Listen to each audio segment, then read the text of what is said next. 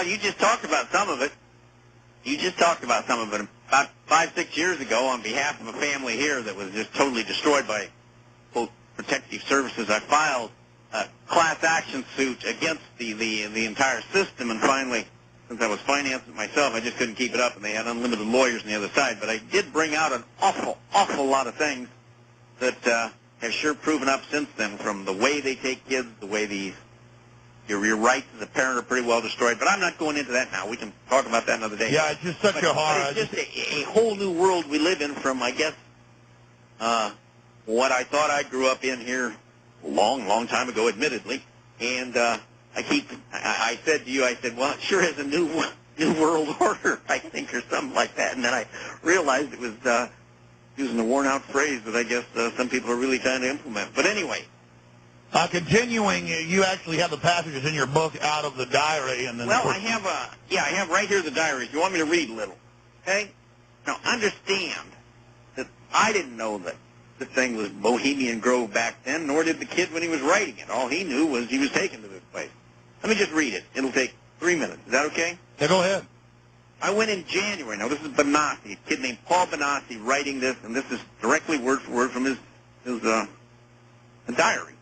I went in January of '84 on every trip. I was paid by men King knew for sex.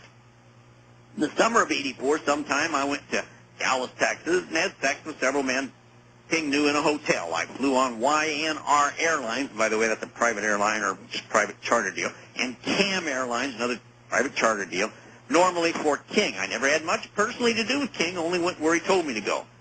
In or on July 26th, I went to Sacramento, California. King flew me out on a private plane from Epley Airfield in Omaha to Denver, where we picked up Nicholas, a boy who was about 12 or 13. Then we flew to Vegas, to a desert strip, and drove into Las Vegas into some ranch and got something. Then flew on to Sacramento. We were picked up by a white limo and taken to a hotel. I don't remember the name of it. We, meaning Nicholas and I, were driven to an area that had big trees. It took about an hour to get there. There was a cage with a boy in it who was not wearing anything. Nicholas and I were given these Tarzan things to put around us and stuff like that. They told me to, I won't use the word, blank the boy and stuff. In other words, have sex with him. At first I said no, and they held a gun to my genitals, I'll use the word, and said do it or else lose them or something like that. I began doing it to the boy and stuff. And Nicholas had anal sex and stuff with him. We were told to blank him and stuff and beat on him. I didn't try to hurt him. We were told to put our blanks in his mouth and stuff and sit on the boy's blank and stuff, and they filmed it. We did this stuff to the boy for about 30 minutes or an hour when a man came in and kicked us and stuff in the genitals and picked us up and threw us. He grabbed the boy and started blanking him and stuff.